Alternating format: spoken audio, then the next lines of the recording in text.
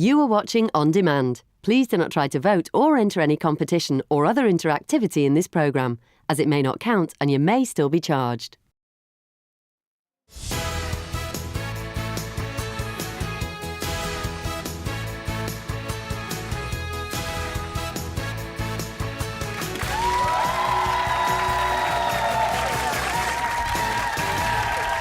Today on your Loose Women Live, it's Christine Lampard, Kelly Bryan, Colleen Nolan, and Brenda Edwards.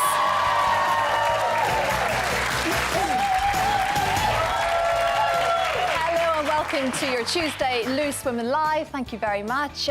Coming up as a new drama about mums returning to work. Got lots of us talking last night. We're asking, is motherhood a sacrifice or can you really have it all? Also, a debate that has divided us today. Is it okay to snack on your shopping before you've paid for it? Yes, disapproving looks. And she's on a break from the cobbles, but is back on our screens tonight. Actress Alexandra Mardel will be here live to tell us all about her new comedy. Now, we're starting with the news that's on all of the front pages today. David Carrick, an armed Metropolitan Police officer, has pled guilty to 49 sexual offences, 24 of which are counts of rape between 2000 and 2021. Carrick met many of his victims through dating websites and used his role as a police officer to intimidate women and prevent them from reporting him. The Met Police have apologised for their lack of investigation after it emerged that he had come to the attention of the police on 9 separate occasions. It's a shocking story today, Kelly.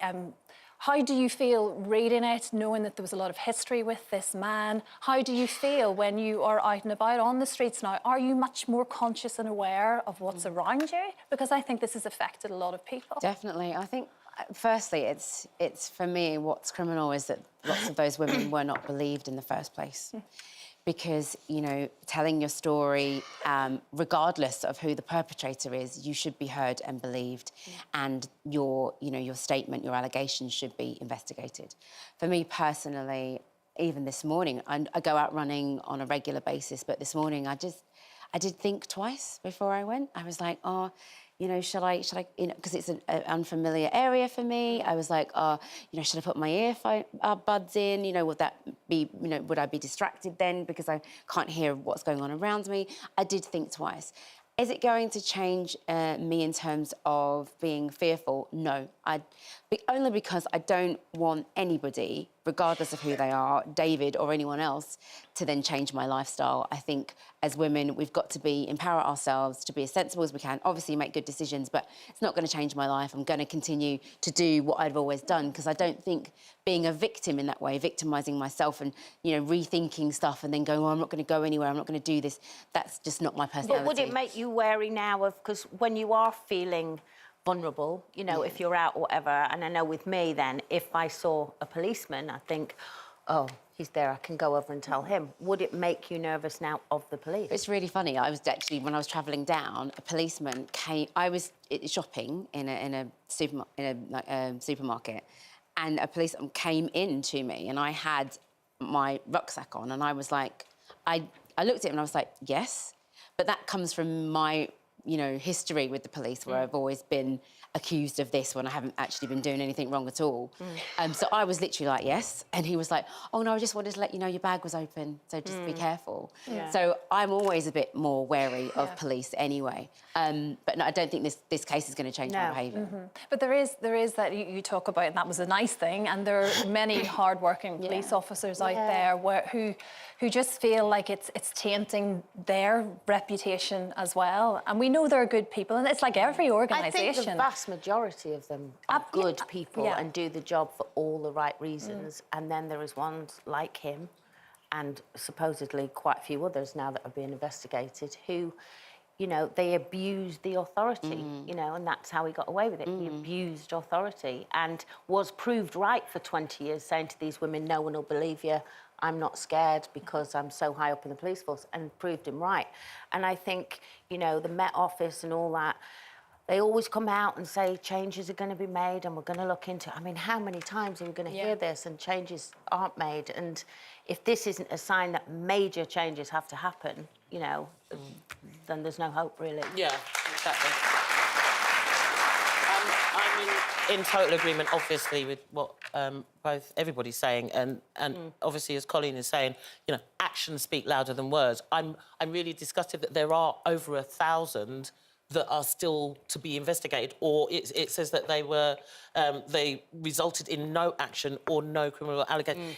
That's really quite the scary part, that this is going on and we only kind of hear about it now when it's kind of too late, if you know what I mean. Something should be done before. And you could also, with this case, what I read is that people in his, you know, his work colleagues, they nicknamed him certain things that I'm not going to repeat on here, but one of them was saying that, you know, basically meaning that he was mean and cruel. And if you're nicknaming and egging on, you know you're in this work environment sometimes, and it's like, oh, go on, and those sort of things should be held accountable, as culpable as, you know, if he's done something and you know he's done something, but you haven't necessarily had the conversation, it can spur somebody on to think that what they're doing is all right or okay to do if it's not stopped at that level. So I think everybody should be held accountable, whether you're jeering somebody on in a playground, go on, do it. That's still somebody to... If you're aware of that. Absolutely, and it should come from the top. And, you know, I'm always saying it's at the top, you need to sort that out. But I think that's the thing, isn't it? If you've got a culture within an organisation that has got issues and it's not being addressed, then that's allowed to fester and grow, and that person is allowed to feel safe within that organisation, and that's where it needs to be changed. Yeah, exactly. And of course, the vetting process, I think. It's the vetting process, isn't it? I mean, I think, if I'm a law-abiding wannabe police officer, I'm very happy for any organisation to check my background out. I'm an open book. I'm happy to do any test that's required. And that vetting process has to be tougher, obviously, because certain people are capable of slipping through the net. The Commissioner, Sir Mark Rowley, has said that this man abused women in the most disgusting manner. It's sickening. We've let women and girls down, and indeed we've let Londoners down. The women who suffered and survived this violence have been unimaginably brave and courageous in coming forward, and I do understand also that this will lead to some women across London questioning whether they can trust the Met to keep them safe. We have failed. I'm sorry. He should not have been a police officer, which is obviously true. We know that. Let's never have to talk about a story like this again. Now, millions of us tuned in to ITV's new drama, Maternal, last night. The show follows 3 women who returned to work after taking maternity leave. Catherine, an ambitious trainee surgeon, returns home after working late to find out her own mum has had enough. Hello?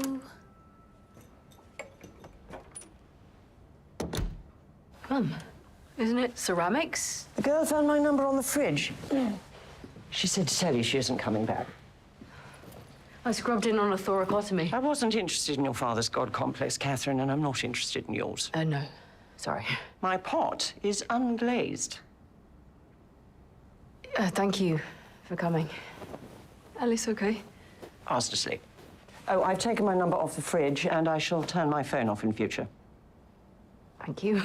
You wanted to be a mother. Demand sacrifice. Granny's not happy. No, that'll be me.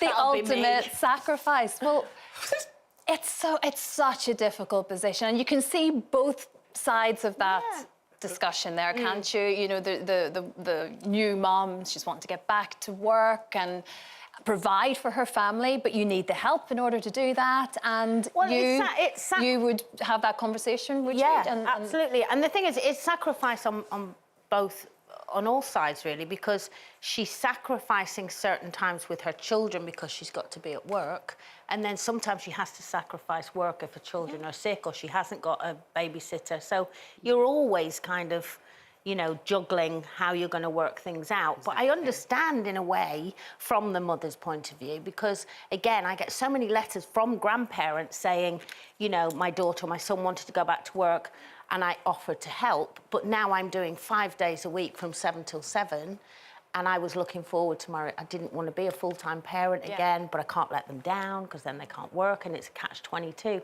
So I kind of do understand it from the grandparents, because, you know, we want it all, that's the thing, and we are in a position now to kind of have it all, but something has to give on both sides, really. Yeah, it's great hearing the grandparents' perspective, but in my household, my parents had my grandparents. My grandparents took me to school, picked me up, and they did all of that stuff that my parents couldn't do because they were at work. But it's really funny, and I know my dad's watching, so this is specifically for you, Terry Bryan, that sometimes, yes, I'm calling him out, because my dad now complains sometimes about having my children, and I'm like, yeah, but at the same time, you had my grandparents to raise me, now it's your turn. And he was the one that was going, come on, where's the grandkids? Where's the grandkids? Here they are. Yeah, I'm like, here you go. Careful what you wish for. Exactly. But the thing for me is that it's about the balance. And yes, it is a lot of sacrifice, but if I don't work, I can't look after them because I can't pay for what they need. We need to keep a roof over our heads. We need food in their bellies. They need new shoes. They need school uniform, etc., etc. So it kind of has to work hand in hand. So for me, with my children, I've tried to educate them that work isn't about taking mummy away. Work is about creating our comfort and our security and our lifestyle, and that's why mummy's working as hard as she is. And also, I'm really grumpy if it's all kids, and I've got no time for myself. Oh, don't get me wrong. I will sacrifice the kids over work anytime.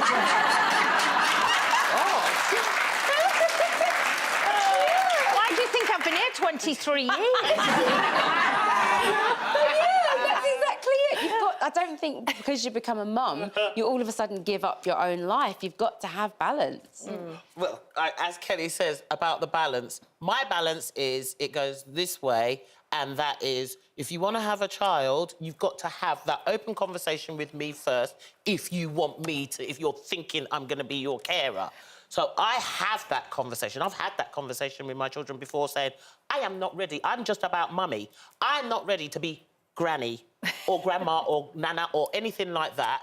But if you're thinking about that, you need to come and speak to me first, because I know that is a majority, the natural kind of progression way. Oh, mummy's going to be... No, she ain't. Because I've come into my life, you know, I came in... I kind of... Because I got pregnant at a young age of 21, so my kind of teenager years were kind of gone. So this is me enjoying my time now. Don't bring me no baby. I don't want no picnic.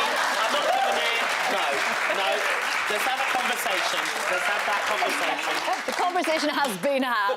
We're getting the feeling, and on a more serious thing with that, I seriously spoke to my children about learning from my example. Just because I got pregnant a bit earlier, which I think 21's quite, you know, it's in between kind of thing, but you've got to be ready financially and mentally in order to be able to sustain and look after your child in the correct way. And have that honest conversation potentially with grandparents if you can. No picnics. No. You know where you stand with Brenda. Coming up, we're asking, is it okay to snack on your shopping before you've paid for it? I know, don't start us on this. And do you have a fake face for boring conversations? It's been dubbed the pettiest celebrity breakup in years, as singer Shakira and her ex Gerard Piqué take very public shots at each other. We'll be revealing our own petty breakup stories. We'll see you after this.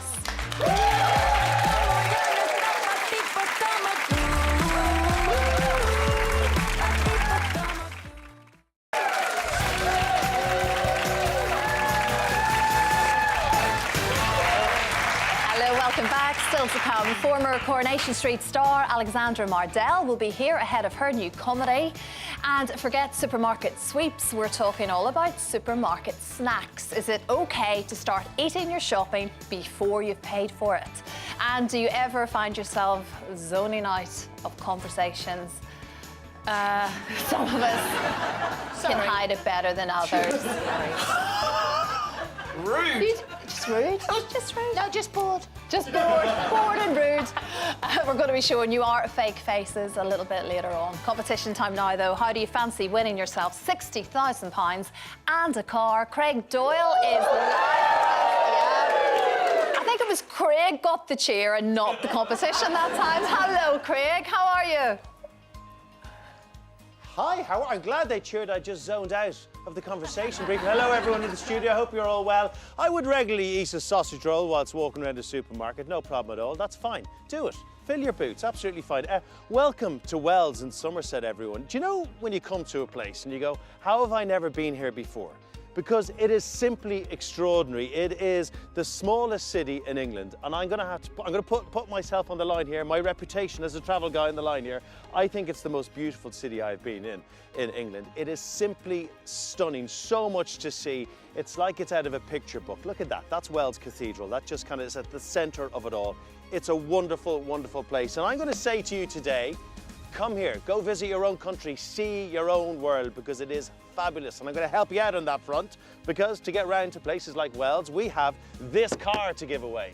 Look at that. It is a Jeep Compass. It comes in Alpine White. You can do this if you want on it. They don't mind. It's very, very hardy. On top of that, we also have £60,000 in tax-free cash to give you. So that whole prize is worth over £104,000. Isn't that tasty? This is how you get involved. For your chance to win, text WIN to 86060. Text costs £2 plus one standard network rate message. Go to the website, entries cost £2. Call 09068 786060. Calls cost £2 plus your network access charge. Or post your name and phone number to DY03 PO Box 7558 Derby DE1 0NQ. Entrance must be 18 or over. Lines close on Friday, the 3rd of February at 3 p.m. Best of luck. Thank you very much, Craig. Now, singer Shakira and footballer Gerard Piqué ended their relationship last year following cheating allegations. But the couple are now in the headlines for what's been dubbed petty breakup behaviour. Shakira's new song features lyrics many believe to be about her ex, including "You swapped a Ferrari for a Twingo." And following the song's release, Piqué turned up to work in a Twingo.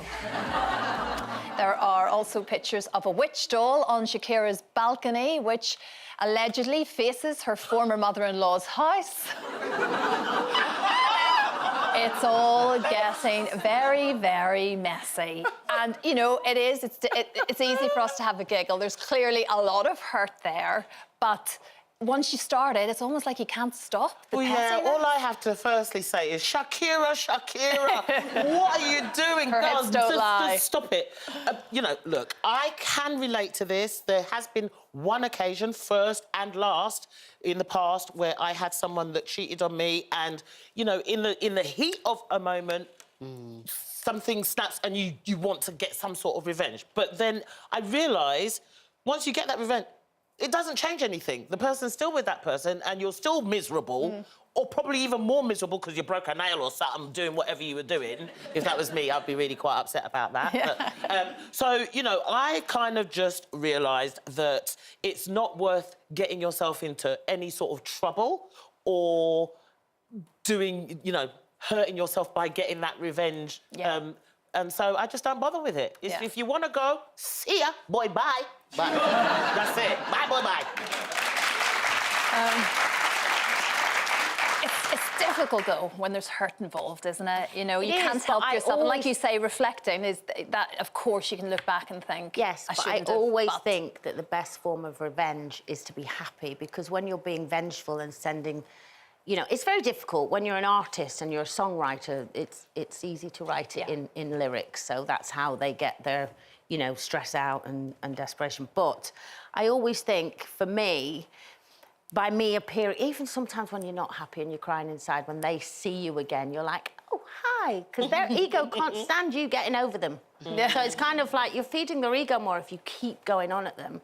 And I've always been one to appear happy. And I've done one vengeful thing in my life that I really regretted the next day, because this ex-boyfriend cheated on me. And I got quite friendly in the end with the girl that he cheated with, and we talked and blah, blah, blah, and it was fine. But she kept saying this thing every time we met, which was, he'll never do it to me. And in the end, I thought, what are you saying here? Like, I deserved him to do it. Like, you're saying you're better than me, almost. So I invited him round to have a little chat, and I slept with him.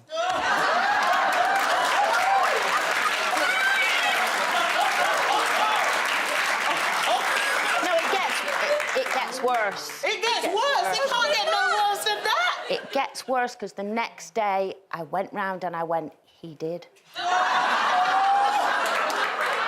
OK, nobody mess with Colleen, yeah? No, that's the moral of that story. It's terrible. And actually afterwards, I felt really bad. I thought that was unfair. But I felt like she was taking the mick out of me. Yeah. So I thought, don't tell me he won't do it again, because he will. So I got him to, and he did, and I told her. That is the ultimate, isn't it? Is it? It is a bit, both with one stone. It's like, you ain't playing. OK, no, just don't annoy me with it. You've had you know, you're seeing my ex or whatever, that's fine. I'm cool with that. It came to an end, blah, blah, blah, but don't rub my face in it, girl. Wow. Well, don't tell me he won't do it when he's done it. Wow. It didn't take you too long, though, to go round to tell her either, did it? To wait before I tell her. No, I literally went round the next morning. I bet you did. No time wasted, move on, book closed. It's not a nice thing to do. Don't do it. It's nasty. No. Nasty. Try your best. I did feel bad. I come from that place where you've got to be, you've really got to think about that person, because that woman is hurting, she's been betrayed, she's been lied to, and there's a lot of hurt that needs to be dealt with. So I'm of that position where you've got to go, get that help, sort yourself out, deal with your self-esteem, work on you, and then everything else will take care of itself. Yeah, absolutely. Very wise words, Kelly. Very wise words. And what about you, Christine? No, I'm very much like that. Absolutely not. You have to just try and contain it. Of course, there's hurt, anger, all of those things, but try and rise above. Well, if anyone cheats on you, they're just blind and mental. Thank you. True. Still to come, have you been put... Here's a big question. Have you been putting your bra on the wrong way all of this time? We're going to be revealing the correct way to do it, and it might just surprise you. And swapping the couples for comedy, actress Alexandra Mardel is here live ahead of her new show. We'll see you after this.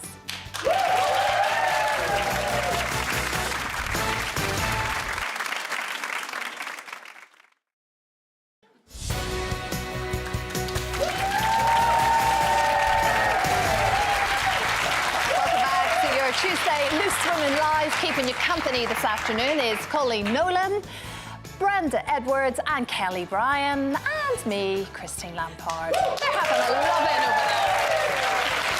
Still to come today, do you have a fake face for when you lose interest in a conversation? We will be showing you ours. And a debate that's divided us today, is it okay to snack on your shopping before you've paid for it?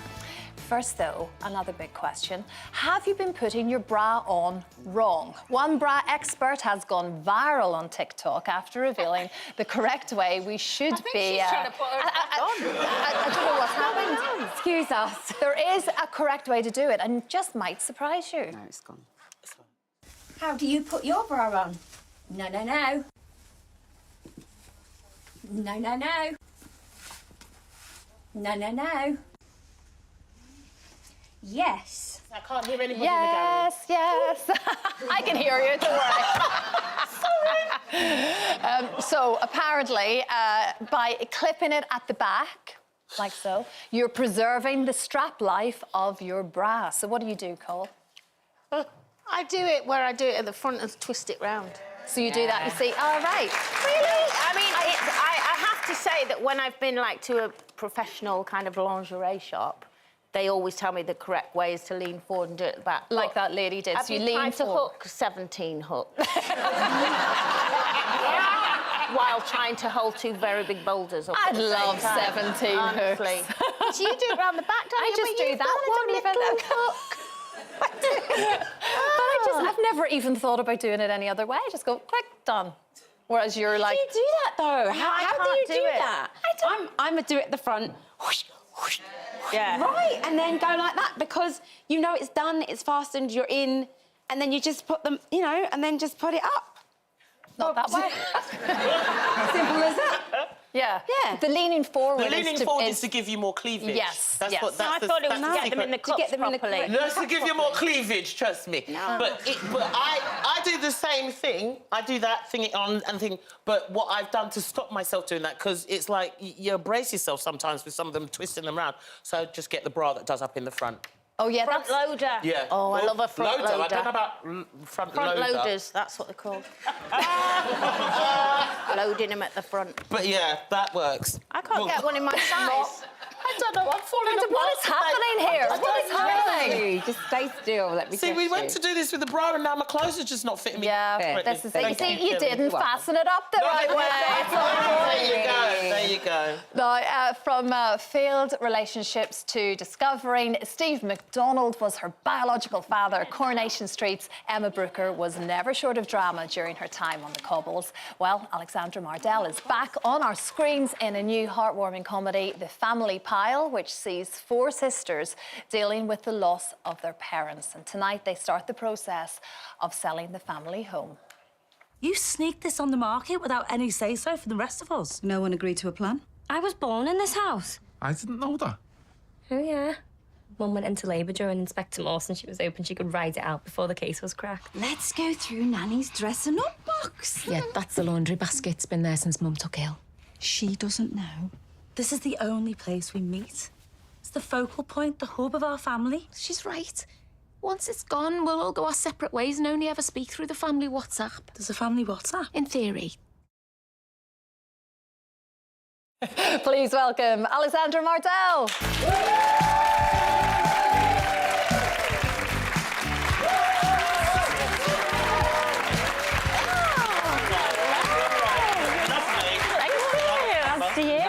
Great to see you, Alexandra. So you play Gaynor. I do, One yeah. of 4 sisters going through a very, traumatic, tragic time. Yeah. But this is very much a comedy. It is. I know it doesn't sound like a very funny situation, but hopefully I'll find it funny. Yeah, and your character's very sassy and she's the baby of the group and you know the power that position yields within the family, I suppose. Yeah, I mean, I'm the baby, so when I read the character, I thought, I know what she's like. Hopefully she'll get her own way, and that's how it goes. Even though she's got her own daughter and a younger nephew, to Gaynor, I'm the youngest, I get my way, everybody listens to me. I'm like that in my family. They don't listen to me, but I hope they do. But it must be nice almost doing, because obviously you've always, from early childhood, been a massive fan of Coronation Street, haven't you? Always dreamt you'd be in it and managed to do that. And now is it kind of nice to do something a bit different? I mean, I had the best time on Corrie and was there for 4 years, luckily. So, yeah, I just wanted to try and play some other characters. And luckily, with Gaynor, she is the complete opposite of what Emma was like. So that was really nice for her first job to go and do something completely different. Yeah, nice. Now, sadly, you lost your dad. Yeah. So, and this kind of feeds into the story of this series. And how is that for you? Does that help in terms of having that real, real connection with that? Yeah, definitely. I think when you're an actor and you've been through something yourself, you're obviously going to use that when you come to play the role, and it's only going to help you play it better and more truthfully. And in this case, on this show, unfortunately, a lot of us had been through something similar. And I think that helped us all make a really nice chemistry, and it helped us to hopefully tell the story more truthfully, because there are some really poignant moments in it. It's not just all laughs, laughs, laughs. But then again, it's important to remember that when you are grieving, there are times that you do laugh and you have a good time, and you're allowed to do that. Yeah. Everyone's got different ways of handling things, but you don't just have to be sad and bring the family together when you have those memories. It's nice to think back to those points. You're speaking about memories and things. You're planning to have some brilliant, beautiful memories for yourself. Yeah. I don't want to delve too much into your marriage things, but tell us, what can you tell us? Oh, yes, Dress. I'm getting married. I've Yes. got my dress. I'm very excited. I'm very relaxed, actually.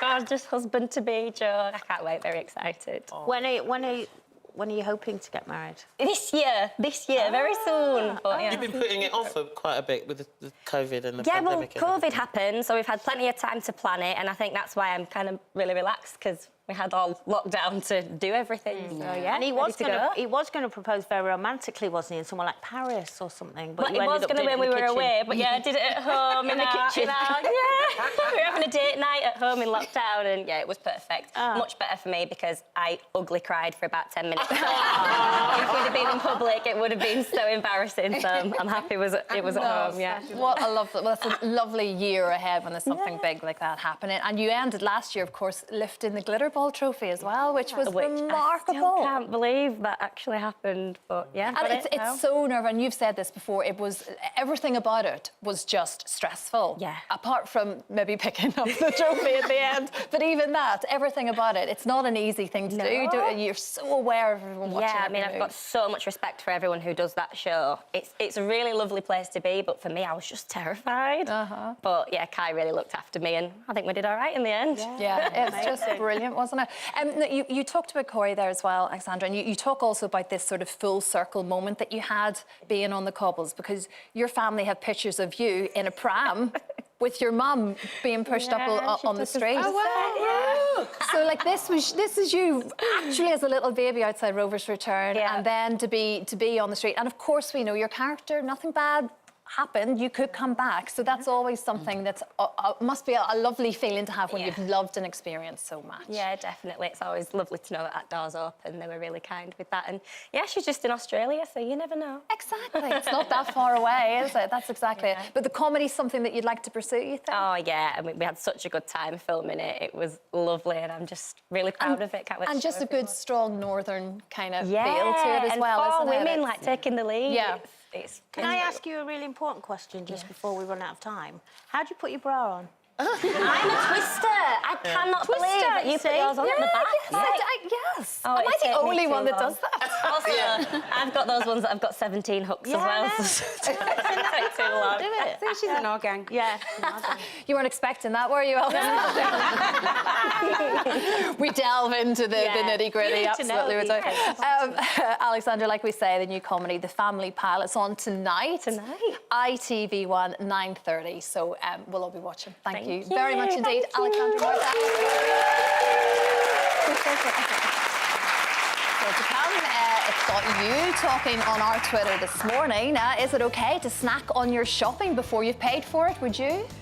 I've definitely done it before. There's the real answer. We're a bit divided on the panel about this one today. And as one company thinks they found the solution to boring meetings, we're asking, do you have a fake face for boring conversations?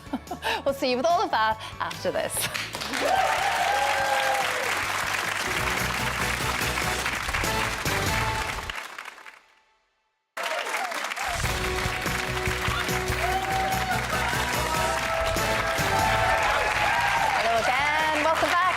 Is it okay to snack on your shopping before you've paid for it? That is still to come. Now, do you ever find yourself bored on a Zoom call? Well, one tech company might have the solution. They've created a special filter which maintains eye contact with your webcam, even if you're looking at your phone. I'm Gerardo from NVIDIA, and I want to tell you today about NVIDIA Broadcast 1.4. In this new update, we have a brand new effect, eye contact, which is super cool because it will morph your eyes. So for example, here I can be reading at the script and it makes it seem as if I'm looking at the camera. I mean, this changes everything. What, didn't? Well, it gets better though, to be honest. We just showed the rubbish bit. That's good then. Yeah. See, she doesn't hide anything. There's variations of apps out there that do similar kind of things. That's but genius. it's clever, isn't it? Yeah. But after all of these years, have you a fake face, Colleen? Can you just hold on there and look interested even when you're not? No. No, I wish I could. but I can't, as you all know. But obviously we are in an industry, aren't we, where sometimes you just have to pretend you care. Honestly, and we've all got those friends where we've listened and gone, oh. While in my head I'm thinking, what am I having for dinner? We've all done it, don't lie. But no, I find it really hard. And I'm always fascinated by people that can put that on when I know what they're feeling. But it is hard, you know. Jesus, don't stop looking at me. Try my best.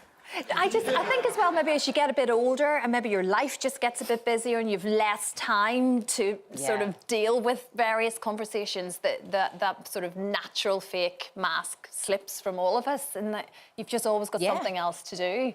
So unless it really engulfs your attention, it's very difficult. But I also think it mightn't be, I mightn't find whatever the conversation is wildly interesting to me in that moment, but that person is finding it interesting. Like so, now. Like now. And I find it, I would never want them to feel bad, is what I'm trying to say. I'm just now rethinking of all the conversations I've had with Colleen in the past, and I'm like, and that's all she actually says. No, I go, Brenda, stop, you're boring me. Well, look, basically, like I say, there's loads of variations of this kind of an app that will sort of focus your smiley face and take away the bored one. And this is perfect for you, Colleen. So we tried this one earlier on, okay? So this is the real Colleen. Oh, no, this is me, sorry. This is me. So the real me is below, and then the top one, is the pretend smiley app. So, That is genius. I mean, it's an interesting one. So it always kind of, do you know what it is, though? It's the eyes can't lie. Yeah, it is, isn't it? It's the eyes give it away, isn't it? Oh, so Brenda, here's Brenda. Oh my gosh. That's good. You see, that's good there. It's clever. Yeah. That's actually very good of you, yeah. You see? Oh, it's so weird. It's clever. It's very interesting, isn't it? But we've all... Okay. I think we've probably all seen enough, haven't we? But there you go. You can feel interest. On a Zoom and you're just getting fed up. Just switch off the screen, man. All this, it's like another app. It's another app. It's another competition now. It's your chance to win a two-part prize worth over £104,000. Craig Doyle is live for us in Wales with all the details. Hello again, Craig. Hiya, Christine. Hey, before that, I know I've got to do the competition stuff, but I just got to show you what I think is the prettiest street I have ever been in my entire life. This is Vickers Close in Wales, and just look at it. It is extraordinary. It's like chocolate box stuff, and you know what? It's the oldest residential street in the UK, therefore probably the world. People have been living on this street continuously for over 650 years, but just look at it. Just take a moment to take it all in. It's extraordinary. They are built as little houses for the choir, for the Wells Cathedral here. So there's music still emanating from some of the buildings. It's perfect. It's actually the perfect place. I want to live here very, very much indeed. But you know something, we can't all live on this street because sometimes you just got to visit for the day. And I'm going to help you with that as well because, as Christine said, this is a two-part prize. One of the parts is this lovely car. It's worth £44,000. Lovely colour, it's lovely inside, it's got all the bells and whistles, and it is also hybrid. On top of that, though, there is a cash prize of £60,000 that is tax-free. So the whole kit and caboodle is worth over £104,000. If I can get you one of these houses, get you a good time though, this is how you get involved. For your chance to win, text WIN to 86060. Text costs £2 plus one standard network rate message. Go to the website, entries cost £2. Call 09068 786060. Calls cost £2 plus your network access charge. Or post your name and phone number to DY03 PO Box 7558 Derby DE1 0NQ. Entrance must be 18 or over. Lines close on Friday, the 3rd of February at 3 p.m. Best of luck. Thank you very much, Craig. Now, this has been dividing our panel this morning. Imagine the scene. You're at the supermarket picking up your weekly shop and you start to feel a little bit peckish. Or maybe the children start to get a bit hungry. So you've got food and drinks in your trolley. Is it okay to dig in before you've actually paid for them? What's that music? It's my just little... Is it? Yeah. Enjoy it, Yeah, Holly. it's Be supermarket quiet. music from 35 years ago. You see, straight away, when this came up earlier, I was like, no, you just don't do it. You just don't do it. You have to refrain yourself. And I see people walking around eating packs of crisps sometimes, and I think, it just doesn't look right. Having said that, if you've got a screaming youngster who has spotted something that you've put into the trolley, which I had the other day, I absolutely understand the need for just peace and quiet. And then you explain at the checkout, look, I'm really sorry. My little boy actually picked up a red pepper the other day and was munching through it. I hadn't even noticed it. And I went, what are you doing? So I had to explain to the lady at the end, I'm really sorry, that's what's happening, I'll pay for it. He just loves them. Yeah. So anyway, I understand there are certain moments, but I wouldn't do it myself. I don't know about you ladies. I'm looking at her, because I bet you do. I have done it a couple of times. Do you not feel a wee bit guilty? No, because I had hiccups on the first one and I needed a drink. No excuse. There is an excuse. If you hear me hiccup, you know there's an excuse. Bad. It's Bad. loud. Yeah. It's louder than my actual voice. And when it starts grabbing you in your chest, grabbing you in your chest, it's quite a painful one. So, you know, as long as you don't leave the building, then, you know... Well, I'll stop you there, Brenda. Oh. Because snacking whilst you shop is technically against the law under Section 6 of the Theft Act 1968. Which says... One legal expert explains buying a product at the till is what transfers the ownership from the product belonging to the shopkeeper to it belonging to you. Only when the sale is complete do you have legal right to consume it. Oh. Yes, well, as far as I'm concerned, until I leave that building, I haven't taken anything. It is not still stolen. in You my can't give it possession. back. I don't intend on giving it back. I Well, then intend I on want it buying back. it. Look. The other way of looking about, you're saving on carrier bags, aren't you? If you've eaten all the food before you... Saving the planet. I was going to say, all I need is to visit the homeware section and get myself my plate, my coleslaw and my fried chicken. That's true. And then I'll have a Set a little meal and I table don't up. have to worry about washing up afterwards. Do you do it? What have you, Kat? No, I don't do it personally, but if my children are with me and they're a bit hungry and they want a rice cake, then I will. But I do have to... Why is everybody blaming their children? She did it. It's like, stop using the children. I said, yes, I did it. I took the water. Yeah, he took a pepper. He took some... Come on. I did, though. I just don't do it. It's just not something that I would want to do. If I want to, I'll wait and get outside and then eat it or My drink mum it. used to do it with grapes. You know, when the grapes used to be just... They weren't in little carton things. Yeah, yeah. So she always tasted the fruit to see if it was sweet, if she wanted to buy it. Yeah. By the time she'd eaten so many grapes, she didn't want grapes anymore anyway. Well, there you go. Thank you very much for your company. Thank you very much, audience. It's all we've got time for. Nick Knowles will be here tomorrow. Have a great day. We will see you tomorrow. Bye-bye.